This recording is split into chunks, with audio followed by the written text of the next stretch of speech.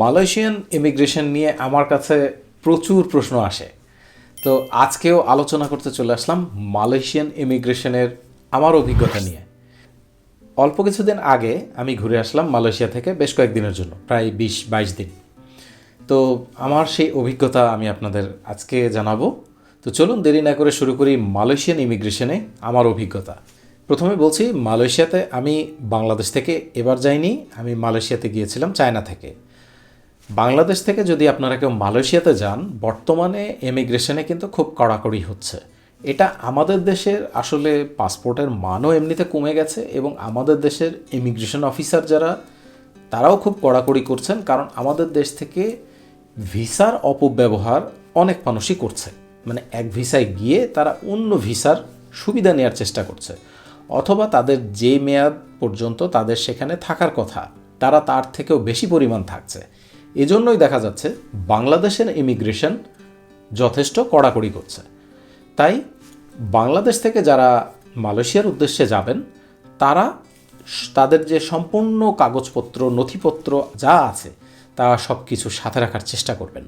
তাছাড়া কিন্তু আপনি হয়রানির শিকার হতে পারেন বাংলাদেশ থেকেই। মালয়েশিয়ান ইমিগ্রেশন তো আরও পরের কথা। প্রথমত আপনার বিমান টিকিট বলতে আপনি বাংলাদেশ থেকে মালয়েশিয়া যাচ্ছেন, যাওয়ার পর সেখান থেকে আপনি আবার নিজের দেশে ফিরে আসবেন, অথবা অন্য কোনো দেশে যাবেন, সেই জায়গার টিকিটটা রাখবেন। আপনার ভিসাটা রাখবেন, আর ভিসাটা অবশ্যই যদি অন্য কাউকে দিয়ে করিয়ে থাকেন তাহলে অবশ্যই পরীক্ষা করে নেবেন ভিসা ঠিকঠাক আছে কি না। কারণ দেখা যায় যে ইমিগ্রেশন অফিসার অনেক সময় ভিসা দেখে বলে যে এই ভিসা তো ঠিক নাই। ওনারা কিন্তু ওনাদের ডেটাবেজেও চেক করতে পারেন। তো এই জন্যই আপনারা কিন্তু যদি টিকিট করে সব কিছু করে আপনি বিমানবন্দরে গিয়ে শোনেন যে আপনার ভিসা ঠিক নেই, তখন আপনার মন মানসিকতাই তো খারাপ হয়ে যাবে। তো সেই জন্য ভিসা পরীক্ষা করে নেবেন। এটা নিয়ে আমার ভিডিও আছে, আপনারা চাইলে দেখে আসতে পারেন। যে একটা ওয়েবসাইট আছে, ওখানে গিয়ে আপনার পাসপোর্ট নাম্বার দিলেই আপনি পরীক্ষা করতে পারবেন যে আপনার ভিসাটা সঠিক কিনা। এরপরে আপনার প্রয়োজনীয় টাকা পয়সা রাখবেন। যে পরিমাণ টাকা পয়সা খরচ হতে পারে তার থেকে কিছুটা বেশি রাখবেন। আপনার যে কয়দিন থাকবেন সে কয়দিনের হোটেল বুকিংটা রাখবেন। আপনার পেশার প্রমাণপত্র রাখবেন, ব্যবসায়ী হলে ট্রেড লাইসেন্স, যদি কেউ চাকরি করে থাকেন তাহলে আপনার আইডি কার্ড, তারপর এই জাতীয় মানে আপনার যে কাজ অনুযায়ী আপনার যে কাগজপত্রগুলো, সেই কাগজপত্রগুলো রাখবেন। পারলে ব্যাংক স্টেটমেন্টও রাখবেন যদি আপনি প্রথম ট্রাভেল করেন। বিশেষ করে আপনি দেখা যাচ্ছে কোনো দেশে ট্রাভেল করেননি, আপনি প্রথমেই যাচ্ছেন মালয়েশিয়াতে, তখন আপনার কাছে কাগজপত্র কিন্তু কিছুটা বেশি চাইতে পারে। সুতরাং এটি খেয়াল রাখবেন। যারা একাধিকবার গিয়েছেন দেশের বাহিরে, অথবা বিশেষত একাধিকবার মালয়েশিয়াতে গিয়েছেন, তাদের ক্ষেত্রে হয়তো তেমন কিছু জিজ্ঞাসা করবে না, কারণ তাদের পাসপোর্ট দেখলে বুঝতে পারবে এই ব্যক্তি তো এর আগেও গিয়েছে। মাঝে মাঝেই এ ব্যক্তি সুযোগ পেলেই বা ছুটি পেলেই হয়তো মালয়েশিয়াতে যায়, হয়তো তার কোনো আত্মীয় আছে, হতে পারে, সেক্ষেত্রে কোনো সমস্যা নেই। তো কথা হচ্ছে আপনার মতো আপনি প্রস্তুত হয়ে যাবেন। এই যে সাধারণ কাগজপত্রগুলো, পেশার প্রমাণপত্র থেকে শুরু করে হোটেল বুকিং, রিটার্ন টিকিট, আপনার ভ্রমণ পরিকল্পনা অর্থাৎ ট্রাভেল আইটিনারি, এগুলো সব ঠিকঠাক করে আপনি যাবেন, তাহলে বাংলাদেশ ইমিগ্রেশনে আর কোনো সমস্যা হবে না। তো আমি গিয়েছি চায়না থেকে। চায়নাতে আমাকে একটা কথাও জিজ্ঞাসা করেনি, পাসপোর্ট দিলাম, তারা দেখে কতক্ষণ তাদের ওখানে কম্পিউটারে স্ক্যান করলো, কী করলো না করলো করে আমাকে পাসপোর্ট দিয়ে দিল, শেষ। আর আমি যখন মালয়েশিয়াতে গেলাম, মালয়েশিয়াতে যাওয়ার পর আমার কিছুটা সময় লেগেছে আসলে অন্য কারণে। আমি প্রথমে একটা লাইনে দাঁড়িয়েছিলাম, ওই লাইনটা আসলে ফরেন পাসপোর্ট হোল্ডারদের জন্য না, বা আমি যেই ক্যাটাগরিতে পড়ি সেই ক্যাটাগরির জন্য না। পরবর্তীতে আমার আবার অন্য আরেকটা লাইনে দাঁড়াতে হয়। মানে ওখানে অনেকগুলো লাইন, আর লাইনগুলো ওই যে কেমন আঁকা বাঁকা হয়ে যায়, কোন লাইনের সিরিয়াল কোন জায়গায় আমি প্রথম দিকে বুঝতে পারিনি। আরেকটি বিষয়, মালয়েশিয়াতে যখন যাবেন তখন অবশ্যই এমড্যাক অর্থাৎ এমডিএসই, মালয়েশিয়ান ডিজিটাল অ্যারাইভেল কার্ড, এটা পূরণ করে যাবেন। এটা নিয়েও আমার একটা ভিডিও আছে, আপনারা চাইলে প্রয়োজন হলে সেটা দেখে নিতে পারেন। তো ডিজিটাল অ্যারাইভেল কার্ডটা পূরণ করবেন। আর যদি ডিজিটাল অ্যারাইভেল কার্ডকে পূরণ না করেন, যেমন আমি গিয়েছিলাম, আমি কিন্তু নিজেই পূরণ করিনি। আমি আসলে খুব তাড়ার মধ্যে ছিলাম, তড়িঘড়ির মধ্যেই চায়নাতে ছিলাম। সেখান থেকে আমি যাই, পূরণ করার মতো সময় পাইনি। আমার সাথে ল্যাপটপ ছিল, কিন্তু ল্যাপটপ খুলবো কখন সেই অবস্থাটা ছিল না। যেমন যেদিনে মালয়েশিয়া যে আমার ফ্লাইট ছিল এত ভোরে, রাতেও ঠিক মতো ঘুমাতে পারিনি। কোনো রকম ঘুম থেকে ভেবেছিলাম যে পূরণ করে ফেলবো এক সময়, তো 2-3 মিনিটের ব্যাপার। কিন্তু যখন আমি ঘুম থেকে উঠলাম আমার একেবারেই সময় নেই, তড়ি ঘড়ি করে উঠে কোনো রকমে প্রস্তুত হয়ে চলে গেলাম বিমানবন্দর। সেই ভোরবেলা ফ্লাইট ধরে চলে আসলাম মালয়েশিয়া। তো মালয়েশিয়া যখন চলেই আসলাম, আগে তো আমাকে যেতে হবে এমড্যাক পরে। বিষয়টা হচ্ছে অনেকটা এরকম আমার ক্ষেত্রে ছিল, আপনাদের ক্ষেত্রে যাতে এমন না হয়। আমি আসার পর সৌভাগ্যক্রমে আমাকে ওখানে আমি আসার পরে এয়ারপোর্টে আমাকে একজন দেখিয়ে দিল যে ওখানে একটা কম্পিউটার আছে, মানে কম্পিউটার ওরা রেখে দিয়েছে এমনিতেই। ওই কম্পিউটারে আমি চাইলে পূরণ করে নিতে পারবো। পরে ওই কম্পিউটারে গেলাম, কম্পিউটারে আমি আমার পাসপোর্ট নাম্বার আর ভিসা নাম্বার দিয়ে নামধাম দিয়ে পূরণ করে ফেললাম।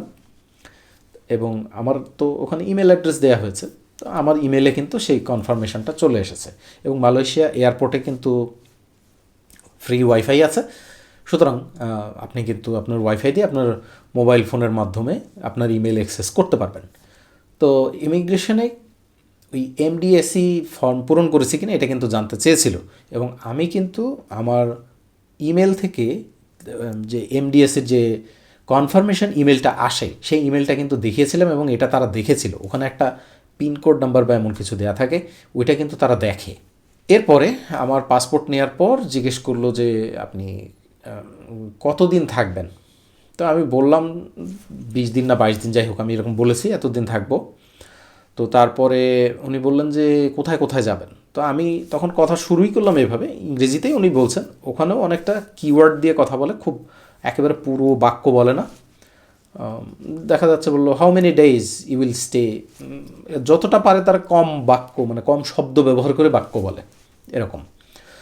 তো আমি বললাম যে এতদিন থাকবো। পরবর্তীতে তারা বললেন যে কোথায় কোথায় যাবা। তো আমি বললাম যে আমি এর আগের বার এই জায়গায় গিয়েছি, তাই মানে এর আগের বার আমি উত্তর দিকে গিয়েছি, এবার আমি দক্ষিণ দিকে যাব, অনেকটা এরকম আমার পরিকল্পনা। আমি এইভাবে বললাম যে এই জন্য আমি এইভাবে যাব, এই জায়গায় আমি একটু বেশি থাকার ইচ্ছা আছে, বা এইভাবে আমি এবার পরিকল্পনা করেছি। তো এতটুকু বলার পরে আমি বুঝতে পারলাম যে উনি তখন আমাকে সিলটা দিয়ে দিয়েছেন, এবং দেওয়ার পর বললেন যে রিটার্ন টিকিট কি করা আছে কি না। তা আমি টিকিটটা বের করলাম, বের করে উনি অবশ্য দেখতে চাননি, বের করে আমি বললাম যে হ্যাঁ আমার করা আছে, এই এত তারিখ সকালবেলা আমার ফ্লাইট।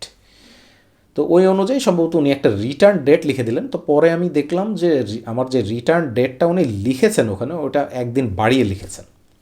যাই হোক, একদিন বাড়িয়ে লিখুক, সেটা কোনো সমস্যার বিষয় না। বাড়িয়ে লিখেছে, ওনার হয়তো মনে হয়েছে যদি কোনো কারণে আবার ফ্লাইট ডিলে করে, সেজন্য অনেক সময় ঘন্টার ক্ষেত্রেও হেরফের হয়ে যেতে পারে, এজন্য হয়তো উনি লিখতে পারেন। তো এই ক্ষেত্রে অনেকেই প্রশ্ন করেন যে এই মালয়েশিয়া প্রবেশের সময় যে তারা যে একটা তারিখ লিখে দেয়, পরবর্তীতে যদি ওই তারিখেরও পরে আপনি ফেরত আসেন তাহলে কোনো সমস্যা হয় কি না। এটা সমস্যা হোক না হোক, এটা কিন্তু তাদের ডেটাবেজে থাকে। প্রথম কথা যে আপনি একটা তারিখ তাদেরকে কিন্তু জানাচ্ছেন, জানিয়ে কিন্তু আপনি ভিতরে প্রবেশ করছেন, কিন্তু পরে আপনি তাদেরকে যে কথা দিয়ে ভিতরে ঢুকলেন, কথা দিয়ে কথা রাখলেন না, তাহলে বিষয়টা কেমন হলো। প্রথম কথা এটা এরকম না করাই ভালো, এরকম করবেনই না, না করাই ভালো, মানে কি করবেনই না। আর যদি করেন তাহলে পুত্রজায়াতে একটা অফিস আছে, মানে ওই কুয়ালালামপুরের কাছাকাছি পুত্রজায়াতে ইমিগ্রেশন অফিস আছে, ওইখানে গিয়ে প্রয়োজনে একটা অ্যাপ্লিকেশন করবেন যে আমি যখন প্রবেশ করেছিলাম তখন আমার রিটার্ন টিকিট এদিন ছিল, এদিন আমি চলে যাওয়ার কথা ছিল, আমার রিটার্ন টিকিট ছিল, কিন্তু আমি টিকিট ক্যান্সেল করে পরবর্তীতে এত তারিখ টিকিট করেছি, এই যে আমার টিকিট, আমি যেতে পারছি না, আমি হয়তো অসুস্থ, আমি বা আমার আরও কয়েকদিন থাকার ইচ্ছা হয়েছে, যেটাই হোক আপনি সেটা বলবেন, বলে একটা অ্যাপ্লিকেশন করবেন। কারণ আপনি তো আপনাকে 30 দিন থাকার অনুমতি দেওয়া হয়েছে, 30 দিনের মধ্যেই আপনি হয়তো আপনি আগে বলেছিলেন 10 দিন থাকবেন, এখন বলছেন 15 দিন থাকবেন, 5 দিন বাড়িয়ে নেবেন, ওটা অ্যাপ্লিকেশনটা দিবেন। এটা অনেকে আমাকে বলেছে যে এইভাবে করা যায়। তো এভাবে আমার মনে হয় একটা অ্যাপ্লিকেশন করা ভালো, বা এটা জানিয়ে রাখাটা আমার কাছে মনে হয় ভালো। কারণ তা না হলে এটা কাউকে কাউকে পরবর্তীতে আরও কী কী যেন পাসপোর্টে লিখে দেয়, মানে যারা এরকম এই বেশি দিন স্টে করে, মানে 30 দিনের মধ্যেই সে কিন্তু ইলিগাল কিছু করছে একেবারে তা না, যে আপনাকে যেদিন আপনি এন্ট্রি করবেন সেদিন থেকে 30 দিন থাকার অনুমতি আছে, কিন্তু আপনি তাদেরকে বলেছেন আপনি 10 দিন থাকবেন, সে অনুযায়ী তারা তারিখ লিখে দিয়েছে, কিন্তু আপনি থাকলেন 20 দিন অথবা 15 দিন, আপনি লিমিটের মধ্যেই আছেন, কিন্তু আপনি কথা দিয়ে কথা রাখেননি। বিষয় হচ্ছে এইটার জন্য হয়তো তারা কোনো একটা নোট লেখে বা কিছু লেখে।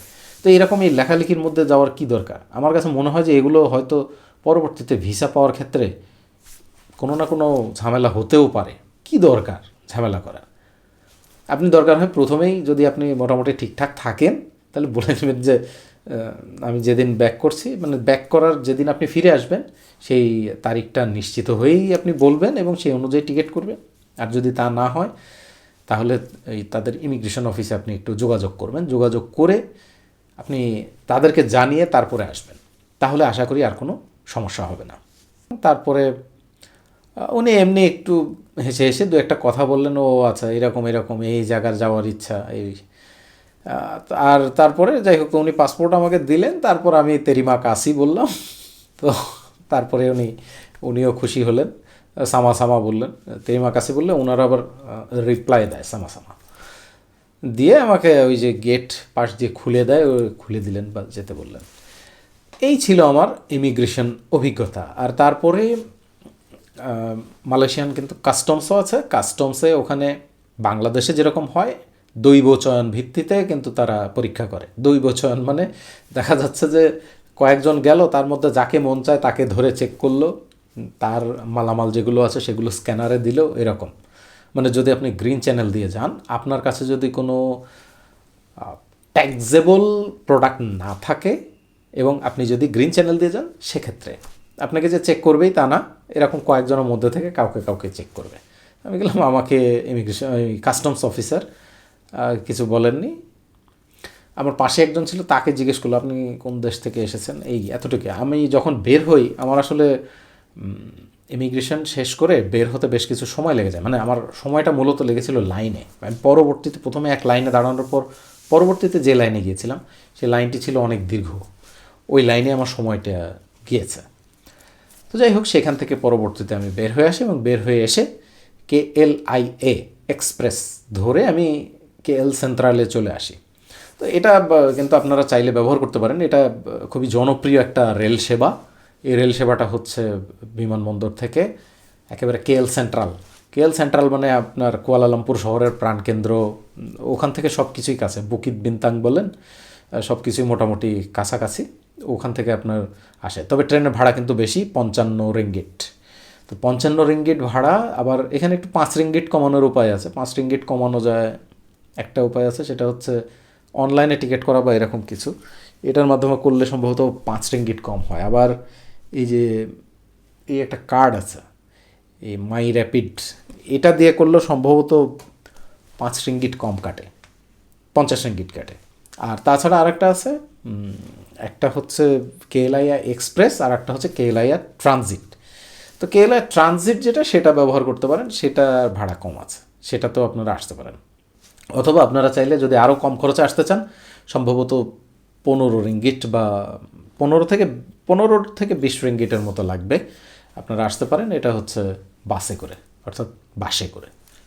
বাসে যাবেন একদম নিচে, ওখানে গিয়ে বাসে করে চলে আসবেন আপনার গন্তব্যে, সহজেই পৌঁছে যাবেন।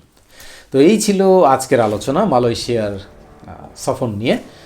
তো এরপরও যদি আপনাদের কোনো না কোনো প্রশ্ন থেকে থাকে তাহলে অবশ্যই নিচে আমাকে কমেন্ট বক্সে কমেন্ট করে জানাবেন। এতক্ষণ আমার সাথে থাকার জন্য অনেক ধন্যবাদ। পরবর্তীতে দেখা হবে, নতুন কোনো বিষয় নিয়ে আলোচনা করতে চলে আসবো আপনাদেরই সাথে। সে পর্যন্ত আপনাদের সবার সুস্থতা কামনা করে আজকে এখানেই বিদায় নিচ্ছি।